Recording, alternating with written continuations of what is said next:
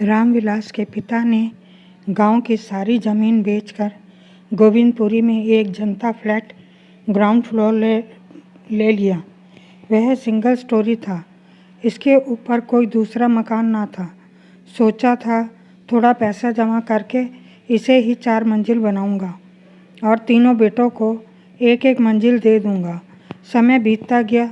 बच्चों की पढ़ाई लिखाई, रिश्तेदारों की शादी, ब्याह और जीवन यापन ने मकान बनाने का मौका ही नहीं दिया। बच्चे बड़े होकर नौकरी करने लगे तो लगा पैसा बचेगा तो, लेकिन बच्चे अपने खर्चे, कम तनख्वाह ने किसी को भी यह मौका नहीं दिया कुछ बचत कर ले। समय बीतता रहा। बच्चों की शादियां की गईं। सोचा दहेज में कुछ आएगा, लेकिन वह भी संभव ना हो सका। एक एक करके तीनों बच्चों की शादियां होने लगीं। सबसे छोटा बेटा एक अच्छी कंपनी में काम करता था। उससे कहा गया कि वह पापा के मकान के कागज़ बैंक में जमा करे और होम लोन मिल जाएगा। काफ़ी दिन के ना नुक्कर के बाद यह डिसाइड हुआ। रामविलास की कंपनी और बैंक से पैसा लेकर यह मकान बनाएंगे। 1 फ्लोर बेचकर कर्जा चुकाएंगे, बाकी 3 पर सभी रहेंगे। रामविलास को 2 फ्लोर पर एक मालिकाना हक देने को सब तैयार हो गए। साल भर की मशक्क़त के बाद घर बना तो सोचा जब तक अच्छे दाम ना मिले 1 फ्लोर किराए पर ही लगा देते हैं और कर्ज की किस्त में हेल्प हो जाएगी। अब रामविलास रोज़ रोज़ तिल तिल करके कर्जे में डूबा तिलमिलाता रहा और कहता, फ्लोर जितने में भी बिके बेच दो और मेरा कर्ज भरो, वरना मैं इस कर्ज के दर्द से आत्महत्या कर लूँगा।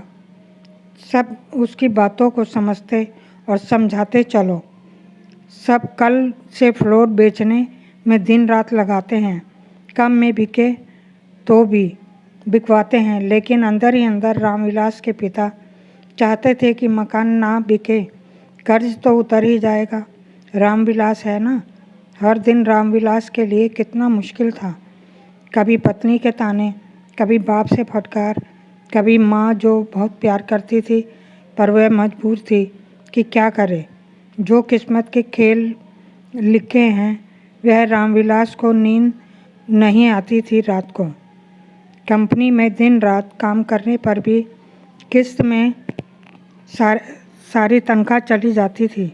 एक दिन सोचा कि बैंक में पैसे आते ही सारे निकाल लूँगा। किस्त बाउंस करा के बच्चों को अच्छे कपड़े, अच्छा भोजन कराऊँगा। ऐसा ही किया।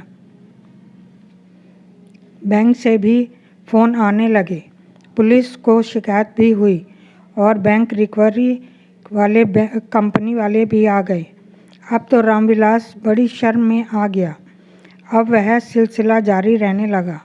कर्ज का मर्ज बढ़ने लगा और कर्ज का दर्द आसमान छूने लगा। पर रोज़ पिता के साथ लड़ाई होने लगी। एक दिन कर्ज का दर्द इतना हद पार कर गया और रामविलास ने ऑफिस से आकर पत्नी और अपनी बच्ची को भी प्यार किया। पत्नी के साथ खूब रोया, खूब हंसा, रसमलाई लाया था, दोनों को खिलाई और खुद भी खाई और अपने छोटे से परिवार के साथ दर्द की सारी सीमाएं लांघ गया। पुलिस ने पिता और भाइयों को पूछताछ के लिए बुलाया। बॉडी का पोस्टमार्टम कराया गया। बार बार बुढ़ा रामविलास का पिता यही दोहराता रहा, वह 2 फ्लैट मांगता था जी। एक उसे दिया तो था, पर उसे दूसरा भी चाहिए था। पुलिस ने सभी को घर भेजा। यह भी कर्ज के दर्द के सताए हुए हैं। फ्रेंड्स, अब अगर आपको मेरी ये कहानी पसंद आई हो तो प्लीज़ लाइक करना और इसे चैनल को सब्सक्राइब करना।